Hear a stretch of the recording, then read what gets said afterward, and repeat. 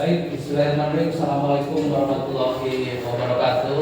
Waalaikumsalam warahmatullahi wabarakatuh. Selamat pagi semuanya, anak sekalian. Hari ini alhamdulillah kita bisa bertemu lagi ya untuk belajar di pelajaran ekonomi. Tapi alangkah lebih baiknya sebelum belajar kita berdoa dulu dalam hati supaya memberikan kelancaran dan supaya tidak ada syaiton gitu yang mengganggu ke diri kalian sendiri ya, dan kita bisa fokus untuk pembelajaran hari ini. Apalagi kalau misalkan sekarang gitu ya, belajar dekat-dekatan kayak ini biasanya kan ada yang menggoda, bisikan-bisikan syaiton. Jadi alangkah baiknya marilah kita berdoa terlebih dahulu sebelum memulai pembelajaran. Berdoa dalam hati, mulai.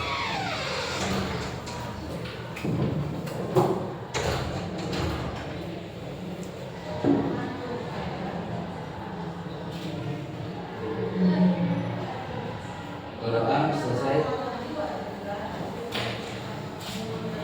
Hari ini kita akan melanjutkan materi, tapi sebelum kita masuk materi, Bapak ingin tahu dulu gitu ya, ingin tahu dulu siapa yang sekolah dan siapa yang tidak sekolah.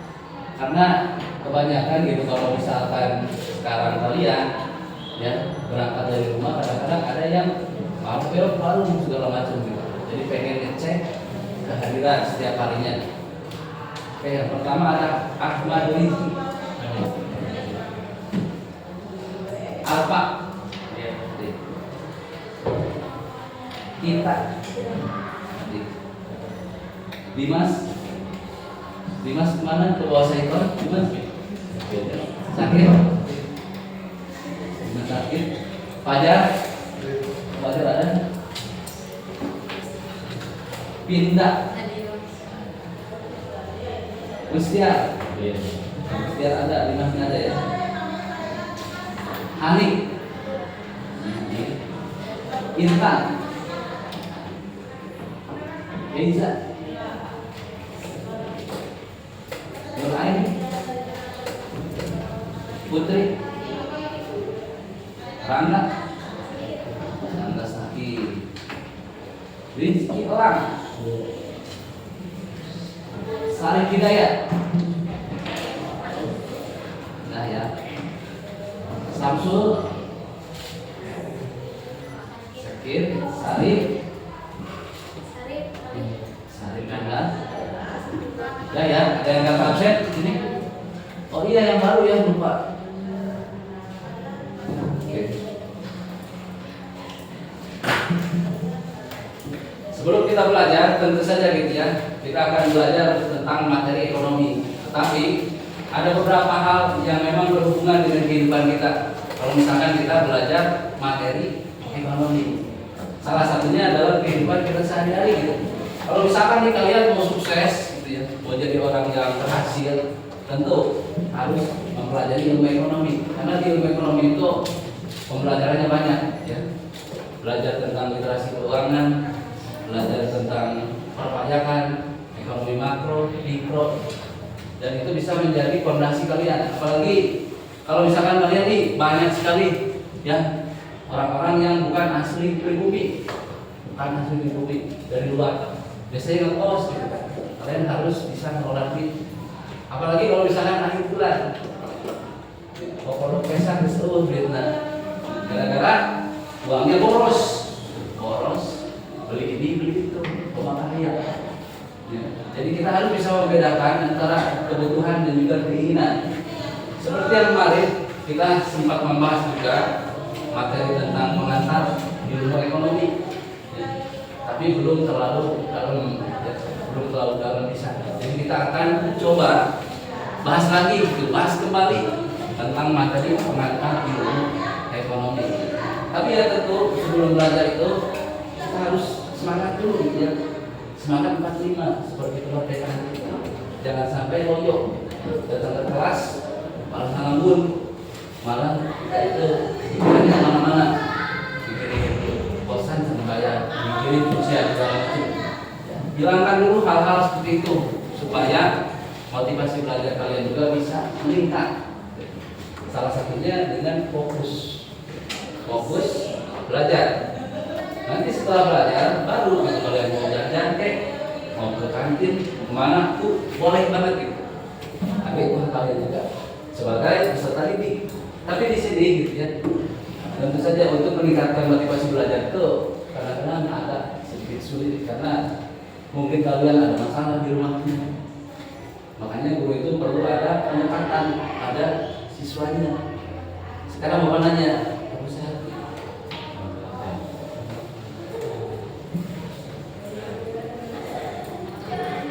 Oh, benar-benar. Alhamdulillah ya. Kalau ditanya sih sehat ya, tapi nggak tahu dalam hatinya gitu. Mungkin mikirin apa, tapi alhamdulillah untuk kondisi sekarang kalian sehat semuanya, artinya sudah siap untuk mengikuti pembelajaran hari ini.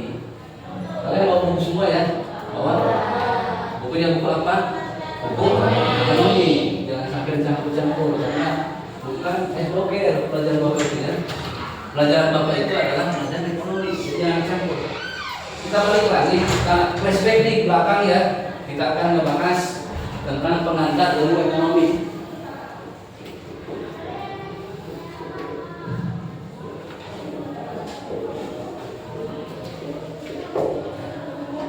Jadi judulnya pengantar ilmu ekonomi. Flashback kita ke belakang ya. Kita bahas tentang pengantar ilmu ekonomi. Kalau misalkan dengar ilmu ekonomi ya, ilmu ekonomi itu ilmu yang mempelajari apa sih? Kebutuhan manusia ya, kebutuhan sehari-hari. Sekarang apa nanya? Kebutuhan kalian sebagai pelajar itu apa? Beli buku, apalagi? Beli pulpen, uang jajan. Yang sini beli sepatu ya. Terus itu beli kaos kaki. Ya. Jadi pengantar ilmu ekonomi itu ya.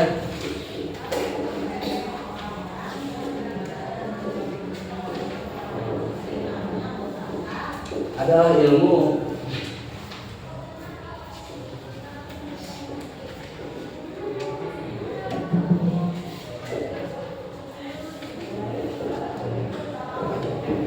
kebutuhan manusia.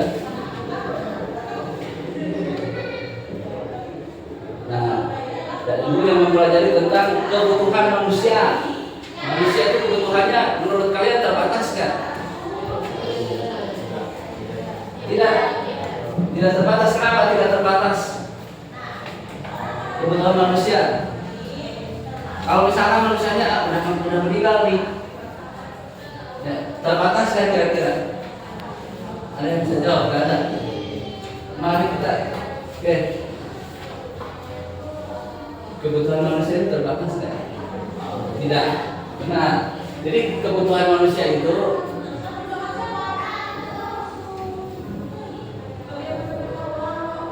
tidak terbatas.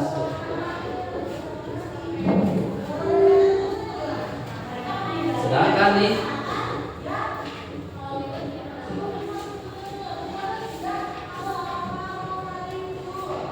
sumber daya alam kita terbatas. Kebutuhan manusia itu tidak terbatas ya. Pengen ini, pengen itu ya. Kalau misalkan kalian nih beli sepatu apa? Tidak puas beli sepatunya gitu ya. Sepatunya rada rusak, kena lumpur. Besok beli lagi lah yang baru. Kamu kasih makan. Contohnya ya, kebutuhan manusia itu tidak terbatas. Ya, selalu ada aja kebutuhannya gitu ya. Selalu ada aja kebutuhannya. Contohnya apa?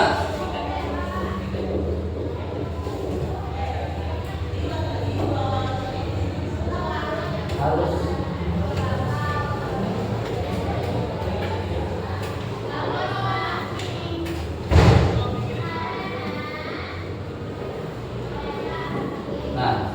contohnya itu manusia harus mencukupi kebutuhan sehari-hari. Ya, kebutuhan sehari-hari apa aja? Kemarin kita belajar kebutuhan sehari-hari. Ya, makan. Kebutuhan apa itu? Kebutuhan primer. Primer itu kebutuhan yang apa? Yang pokok, yang paling utama ya. Seperti makan, minum, tidur, bernapas. Kalau tiba-tiba kalian tidur gak bisa napas, sudah kayak mumi ya, gak bisa ngapain. Jadinya ada kebutuhan primer yang harus mencukupi, itu wajib itu sifatnya. Kemudian yang kedua ada kebutuhan sekunder. Nah, kira-kira nih kebutuhan sekunder apa aja? Kebutuhan sekunder.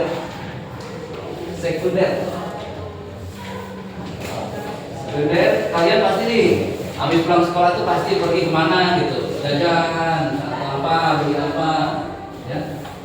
Atau kalian di sekolah disuruh beli ini buku. Jadi kebutuhan sekunder itu adalah kebutuhan apa? Pelengkap. Benar. Kebutuhan sekunder adalah kebutuhan pelengkap. Nah, kebutuhan pelengkap. Contohnya apa? Tas, alat tulis, mesin cuci boleh, rumah, ya, sawah, apalagi baju. Oke, jadi kebutuhan sekunder itu pelengkap ya, sifatnya itu tidak terlalu wajib tapi harus dilengkapi. Terus ada tersier. Oke, kebutuhan tersier itu apa? Tersier yang tidak terlalu penting. Contohnya apa? Mas, mobil. Jadi sifatnya itu tidak terlalu penting. Tapi kalau misalkan kita misalkan sudah mapan ya, seperti cipung anak Nabi Ahmad gitu. Dia kan banyak uang, gitu, bebas mau beli apa aja. Beli mobil, beli rumah yang mewah-mewah. Bisa termasuk ke dalam barang superior gitu. Oke, jadi kebutuhan-kebutuhan ini selalu ada gitu. Selalu menjadi salah satu kebutuhan yang paling penting dalam kehidupan manusia. Di sini maka muncul yang namanya scarcity. Nah, scarcity itu apa? Scarcity itu adalah kelangkaan.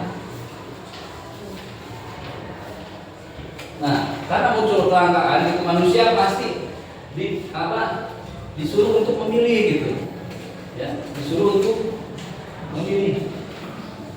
Ada yang namanya kebutuhan dan keinginan. PS keinginan. Nah, kebutuhan, PS keinginan. Kelangkaan ini pasti muncul. Kalau misalkan kelangkaan nggak ada, ilmu ekonomi juga nggak bakal ada gitu. Ya, ilmu ekonomi juga gak bakal ada. Makanya harus kita mulai dari kelangkaan. Contoh kelangkaan seperti apa sih? Contoh kelangkaan. Ada yang bisa? Kelangkaan. Contohnya. Contoh dari kelangkaan. Ya.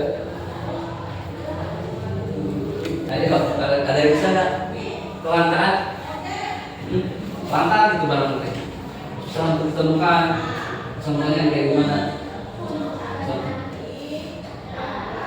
Barang antik ya, misalkan contohnya adalah barang antik ya. Misalkan ada emas, logam gitu yang sulit untuk ditemukan, dan itu biasanya diproduksinya sedikit, tidak banyak, hanya sedikit saja. Makanya muncul yang namanya kelangkaan.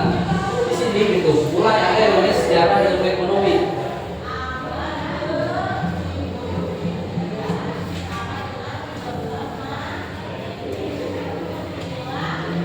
Oke. Kita flashback lagi ke sejarah ilmu ekonomi, karena dari kelangkaan itu muncullah sejarah ilmu ekonomi. Sejarah ilmu ekonomi ini dan dulunya kan kita belum ada uang gitu. Gak punya duit, gak ada kurus, duit belum ada gitu dulu ya. Sejarah ilmu ekonomi ini ya, dulu ada di mana? Ada di Yunani ya. Yunani itu dari negara Yunani.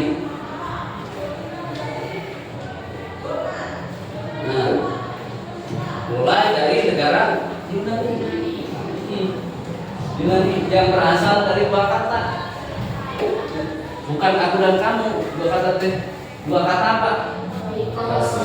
Oikos dan Nomos.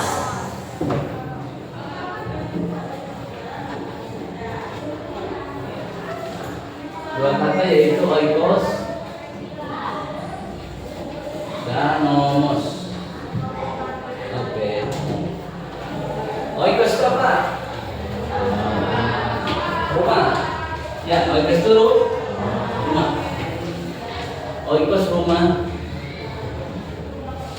Nomos apa? Aturan. Jadi kalau misalkan di satu ini oikos dan nomos ini aturan rumah tangga. Aturan rumah tangga. Misalkan kalau misalkan bapak kan belum nikah ya, kalian tahu sendiri. Kalau misalkan ada orang yang udah nikah, nah pasti ada aturan tuh untuk beli ini, beli itu, ada aturan rumah tangganya itu mencukupi kebutuhan sehari-harinya. Ada oikos dan juga nomos. Dulu gitu, ilmu ekonomi itu kita masih berburu dan meramu. Jadi sistemnya itu barter. Ilmu ekonomi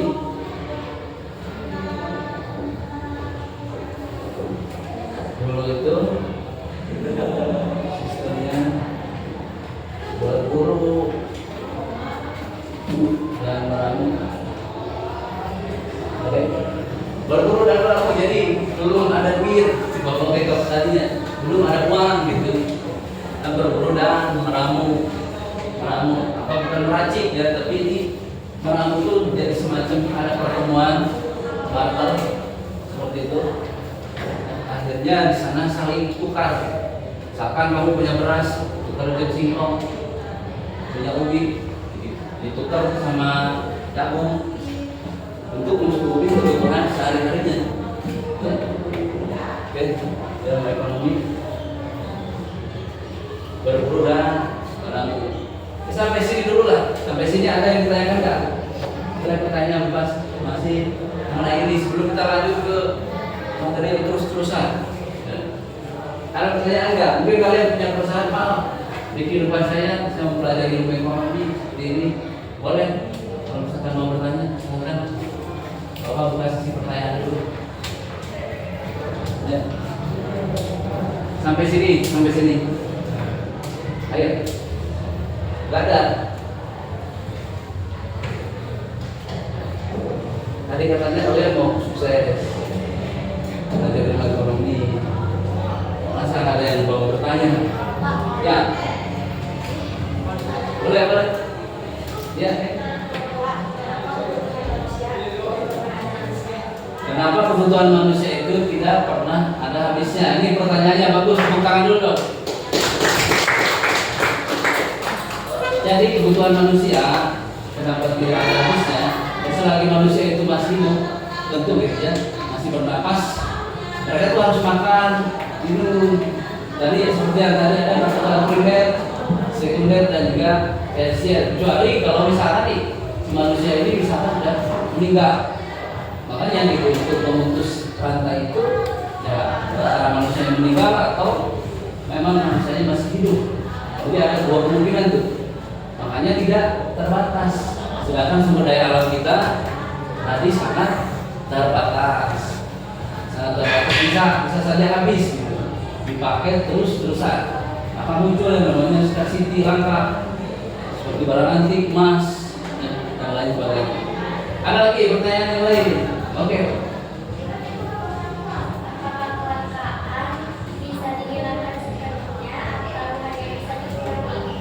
Apakah kelangkaan bisa dihilangkan sepenuhnya atau bisa dikurangi? Boleh tepuk tangan, bagus pertanyaannya. Kelangkaan bisa dihilangkan atau bisa dikurangi ya? Ini bagus banget. Kelangkaan itu tidak akan bisa dihilangkan. Karena apa? Karena ya apapun yang ada di dunia ini gitu ya, sifatnya itu kan pasti akan terus-terusan dipakai. Kecuali karena nggak ada semuanya. Jadi kelangkaan itu tidak bisa dihilangkan, akan selalu terjadi selagi manusia itu terus mencukupi kebutuhan sehari-harinya. Jadi pasti terus-terusan tuh, ya pengen ini, pengen itu. Kalian tahu sendiri manusia itu tidak ada puasnya. Pengen ini, besoknya pengen yang lain lagi, pengen yang ini lagi. Makanya harus ada yang namanya efisiensi. Nah, itu jauh lebih bagus untuk mengatasi kelangkaan. Efisiensi sama menentukan skala prioritas kebutuhan untuk mengatasi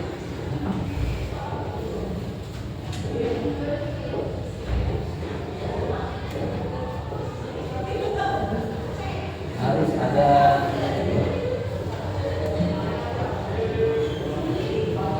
efisiensi prioritas skala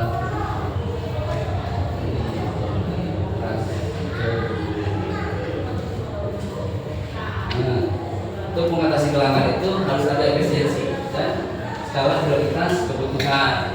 Efisiensi itu seperti apa?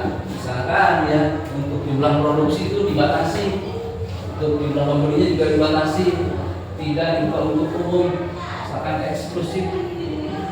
Skala prioritas kebutuhan di mana biayanya diatur, jangan sampai nih sumber daya alam kita digunakan untuk hal-hal yang enggak.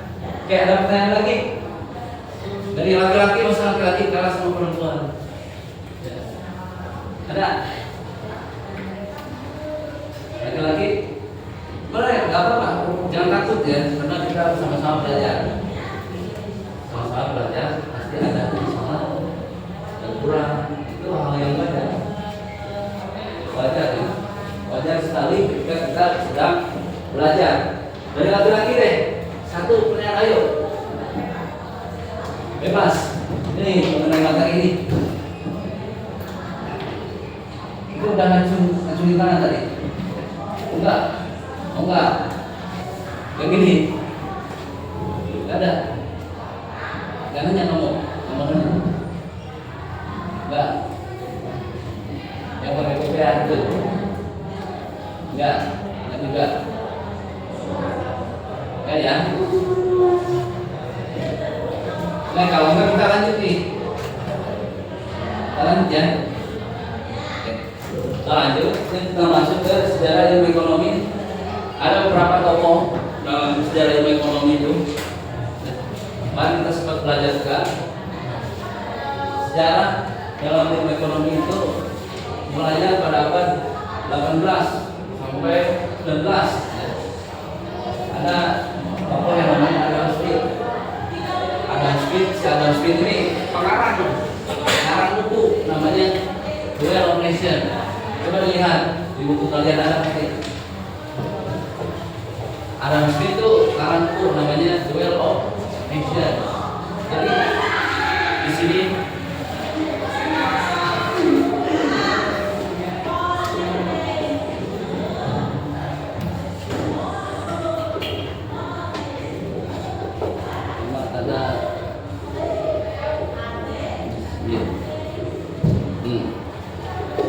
Adam Smith nih, ya. Apa kata Adam Smith nih? Adam Smith, boleh bahasa apa? Adam Smith,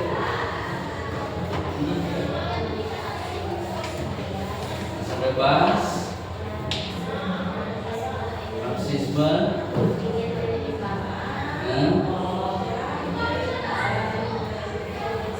Indonesia.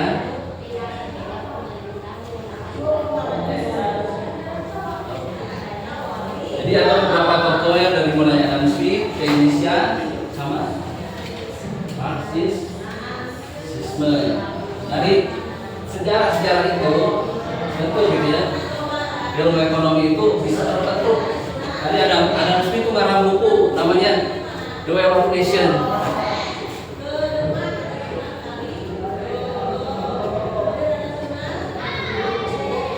Nah, sorry ya, tulisannya baca nggak ini? Baca, lebih dari tulisan dokter ya. Oke. Adam Smith, The Way of Nation. Ya, dia itu ngarang buku menceritakan tentang apa? Yaitu menceritakan tentang dia itu bisa menentukan pasar. Jadi masyarakat itu bebas gitu ya, bebas menentukan harga.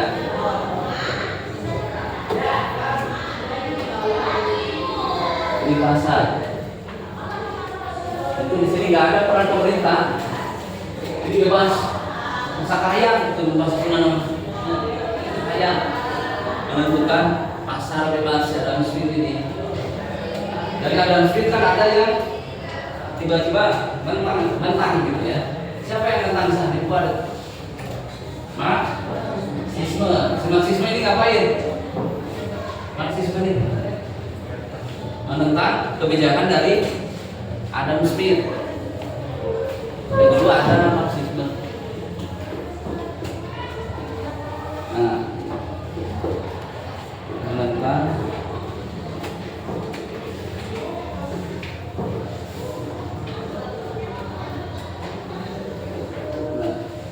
tentangnya gimana nih si Marxisme kalah terus tentunya Marxisme sama si Adam Smith kenapa bisa gontok-gontokan. Nah karena gara-gara ini ya si Marxisme ini gak setuju gitu dengan pasar yang terlalu bebas ting, tidak ada aturan.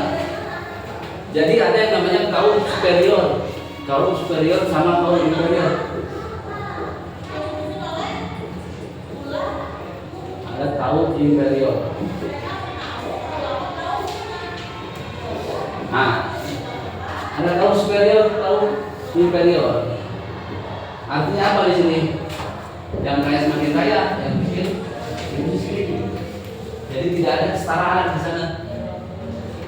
Saling gontok-gontokan. Terus yang ketiga, ya, ada lagi yang menentang siapa? Yang ketiga ada Keynesian. Nah si Keynesian ini ngapain nih? Kenapa dia tiba-tiba ikut campur gitu ya?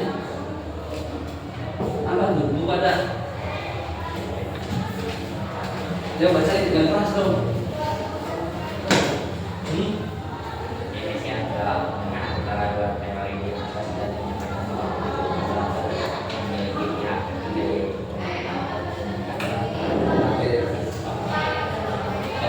Jadi si Keynesian ini ya menengahi gitu ya. Harus ada peran ketiga yaitu pemerintah.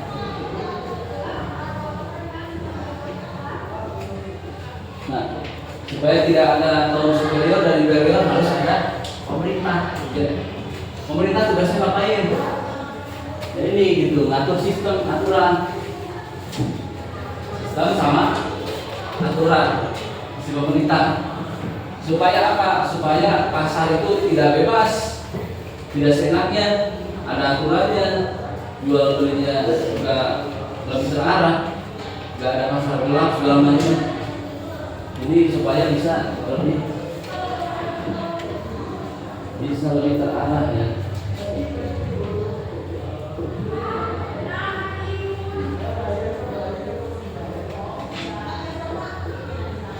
Dan tidak ada pasar bebas.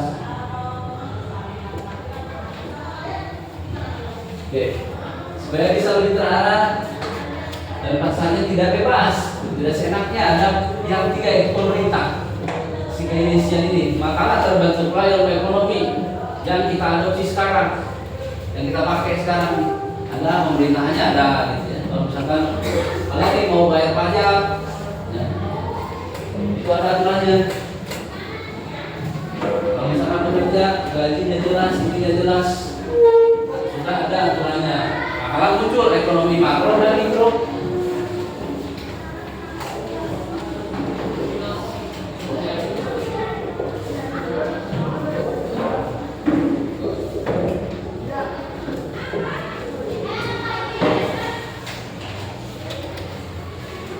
Mikro, oke. Makro dan mikro. Apa itu ekonomi makro?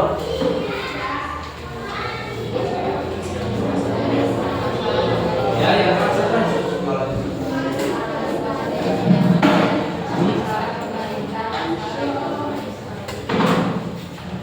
Kamu baca ya. Ekonomi makro merupakan ilmu yang mempelajari tentang masalah pemerintah, ekonomi skala besar. Makro dan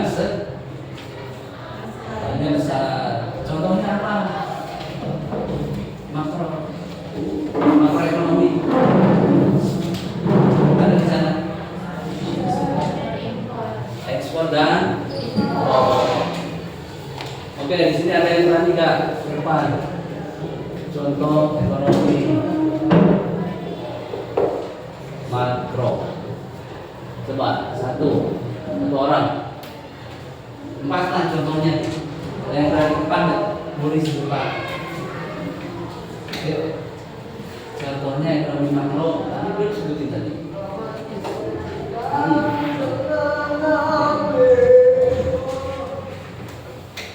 Ya, salah di sebelah sini ya, cukup. Boleh boleh.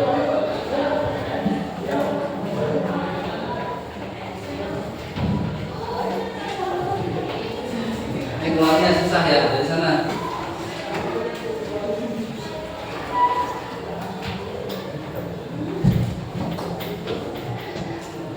Hati-hati pokoknya jangan di fotokopi ya. Ada sini. Sini. Nanti dari laki-laki ya. Contoh ekonomi makro. Tadi skalanya 16 neraka aja tuh.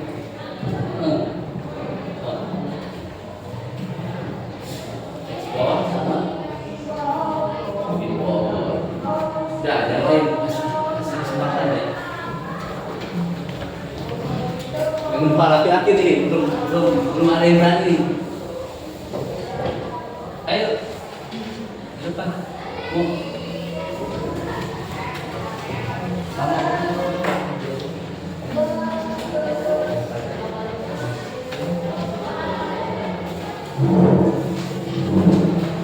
Dua.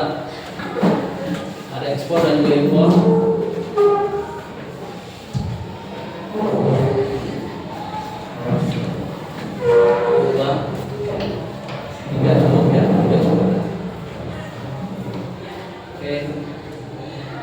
Habis. Grogi bolehnya, grogi kan? Sorry, spirola grogi bolehnya. Oke, ada kan? Ada.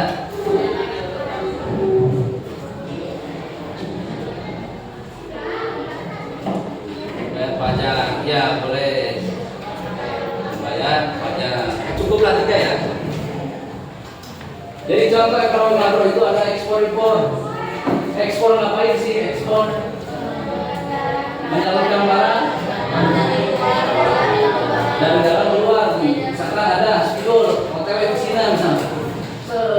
OTW Cina spidol diekspor gitu ya. Sakarung, karung gede dari Cina. Kalau impor gimana? Dari luar negara nih, di spidol Cina, OTW ke Indonesia. Masuk.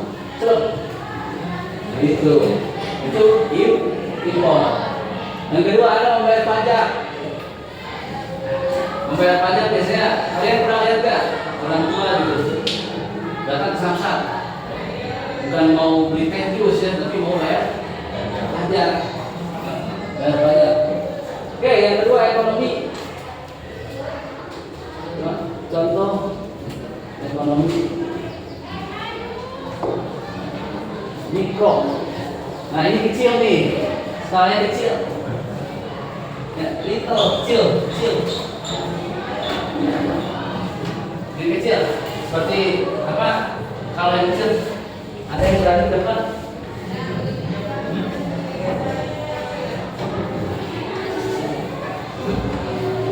Kan ini. Itu udah boleh.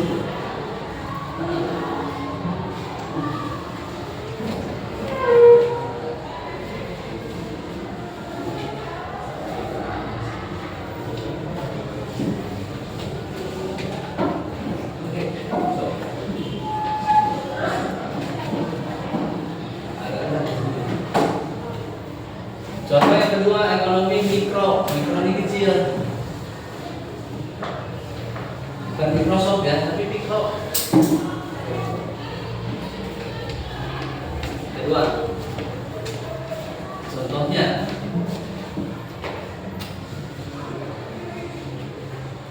beli beras ya boleh. Mas satu lagi lah. Beli apa?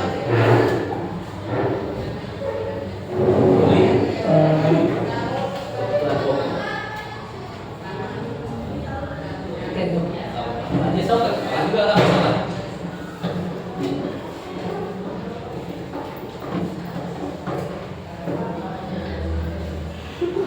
beli minyak, ya curiga bapak ini kamu suka ke pasar kayaknya. Bagus. Laki-laki nih, kamu lah kamu, ya. Kamu apa? Kamu. Iya. Oke. Beli beras, beli minyak. Kan ada cekot Shopee-nya. Ya. Ori, betul.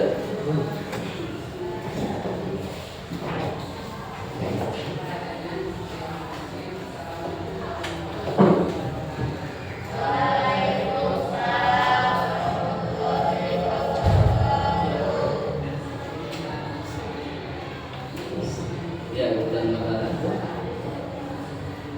Wah, mau dorong kalian semua.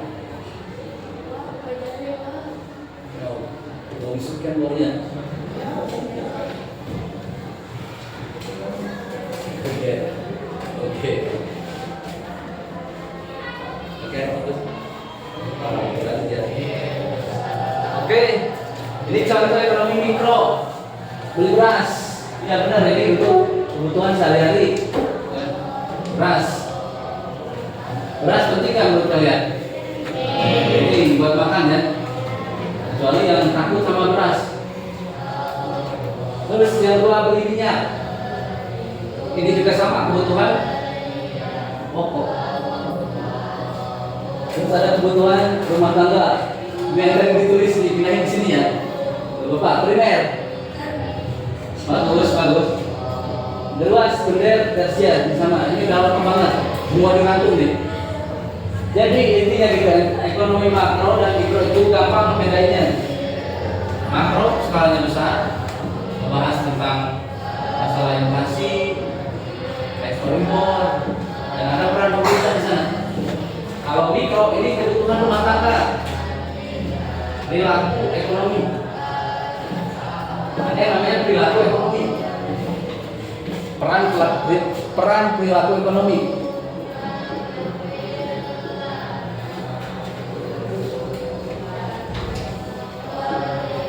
Nah, peran perilaku ekonomi itu ada apa aja?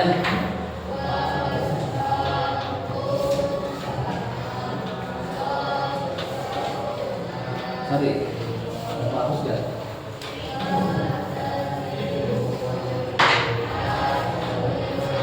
Yang pertama ada rumah tangga konsumen. Rumah tangga konsumen. Peran pelaku ekonomi itu ada yang pertama rumah tangga konsumen. Konsumen itu penjual apa pembeli? Pembeli yaitu masyarakat ya. Ada rumah tangga produsen.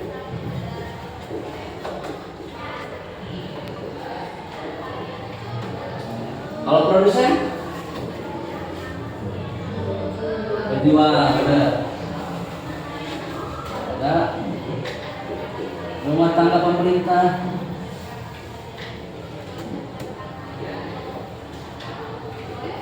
Nah, rumah tangga pemerintah ini aturannya sistem yang diatur oleh pemerintah seperti tadi sistem pembayaran pajak, ekspor impor, itu ada aturannya ekonomi makro. Terus yang terakhir ada rumah tangga luar negeri.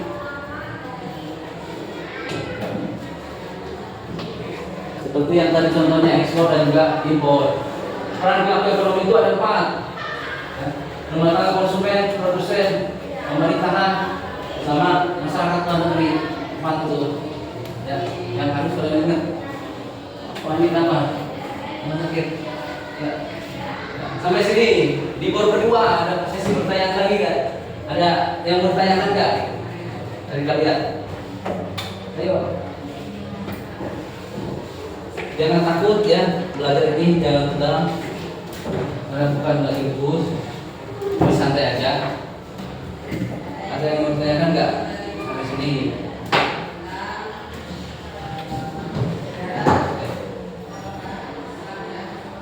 Enggak ada? Coba Coba kalian cari contoh ya, contoh rumah tangga konsumen. Apa aja? Tulis.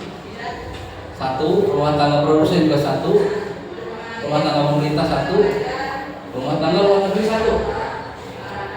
Sekarang ya, cari satu aja contohnya. Nanti dibacain di depan apa yang dia. Contoh dari rumah tangga produsen, konsumen, pemerintah, luar negeri, dikerjain ya. Jangan lupa.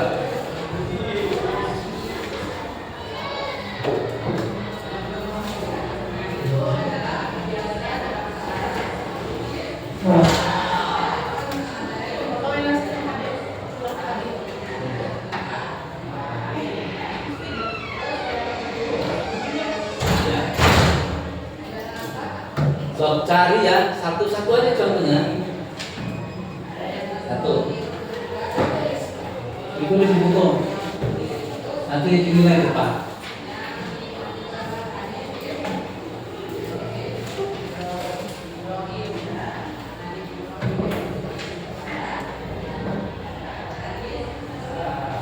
Ada pertanyaan? Nggak ada?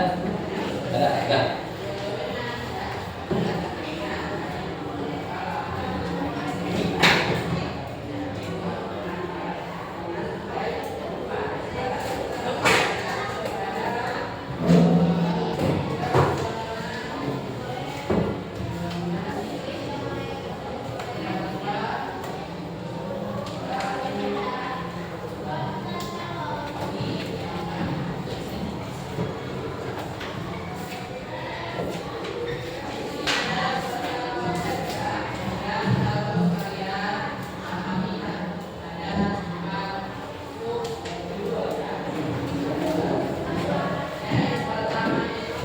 Sudah? Belum? Belum?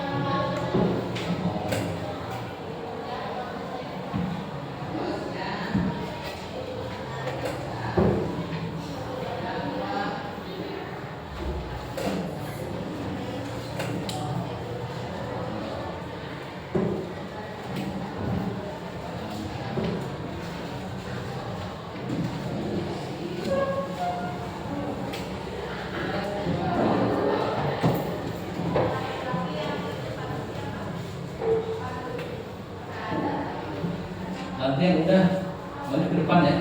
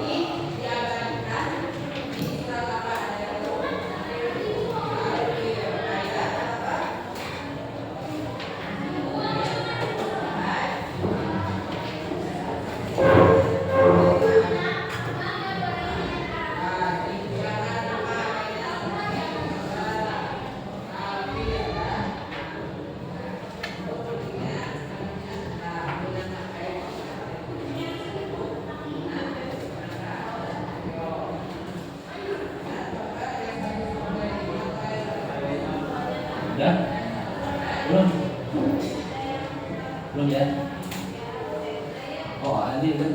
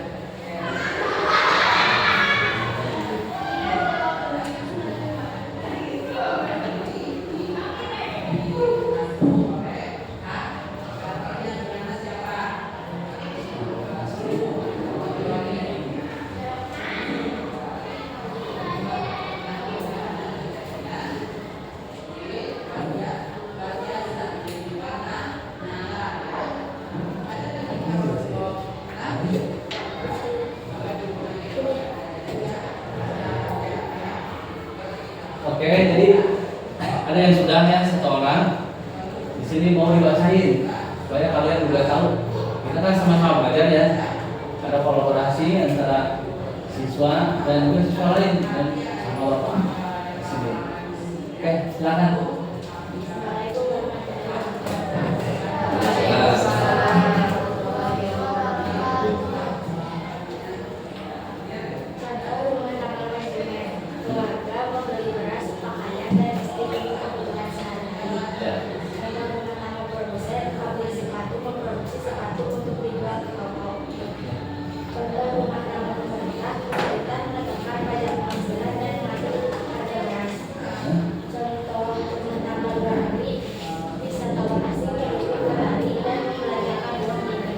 Oke, sebentar lo. Ya. Terus. Cobain ada yang berani depan. Berikan ya. Gak apa-apa. Jangan takut salah. Laki-laki udah belum. Jadi dilama-lamain ya ke depan. Ini sebenarnya udah nih, tapi pura-pura nulis biasa.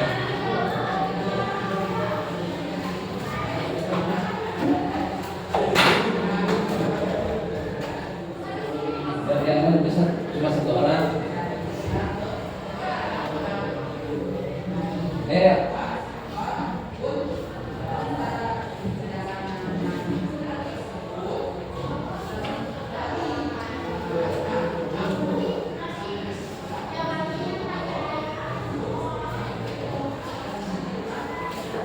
Yang lain laki-laki.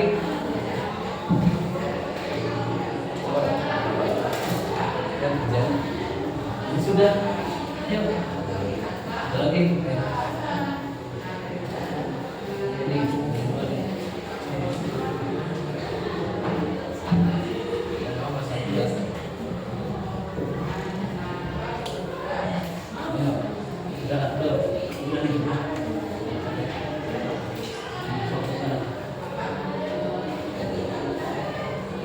So, yang sudah ya, yang sudah. Ini langsung dinilai sama Bapak. Ayo, Kak. Ke depan. Oh, banyak yang salah. Ya.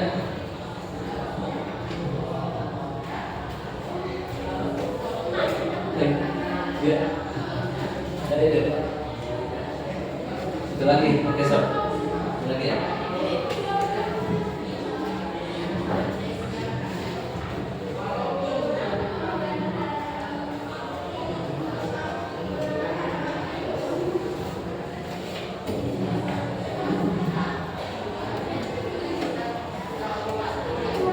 Ya.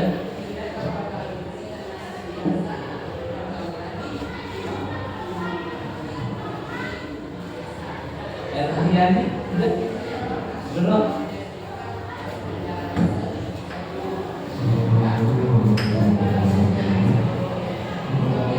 Nah, ada waktu nih sebentar lagi. Ayo. Dari laki-laki deh, perwakilan deh.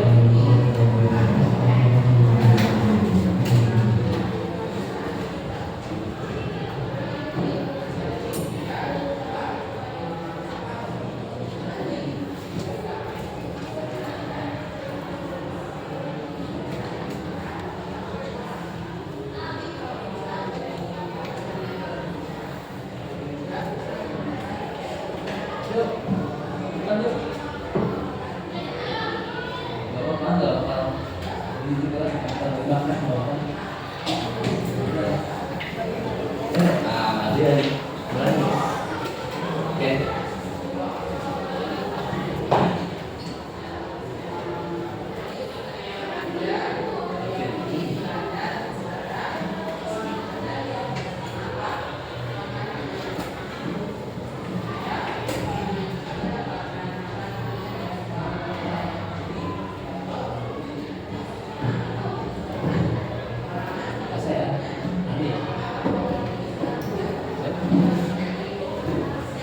Ini dengerin dulu ya, mau dibaca.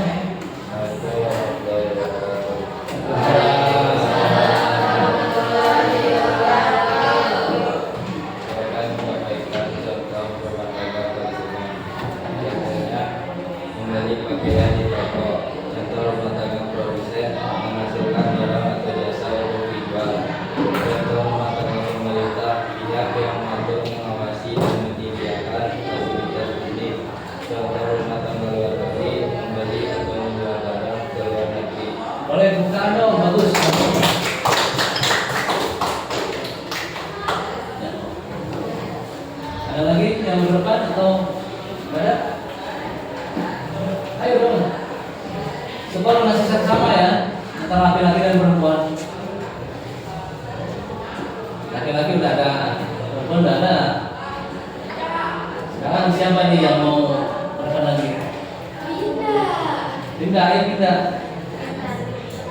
Gak apa-apa, gak apa-apa. Kalau ini juga atau masih dengan panggung. Jangan takut salah ya. Kalau belajar jangan takut salah. Biar langsung ada motivasi ke depan. Bagus.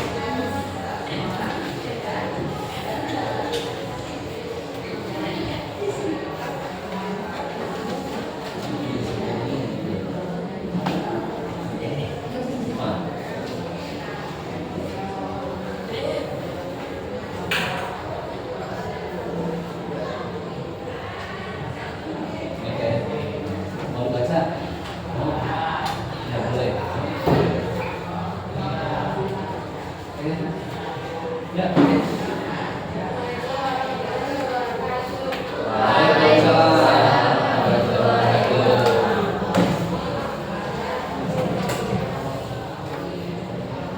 Ya, jangan malu-malu, tenang ya.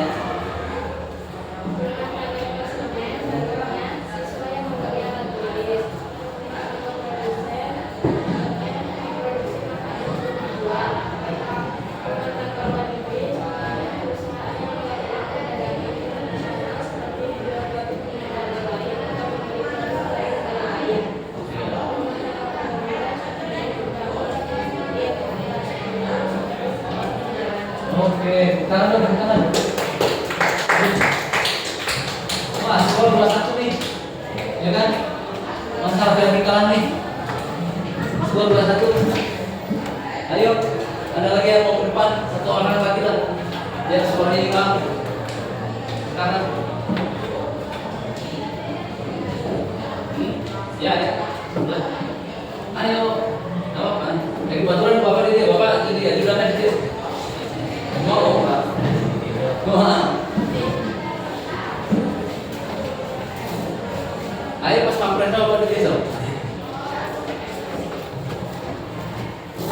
di mana? Di dia.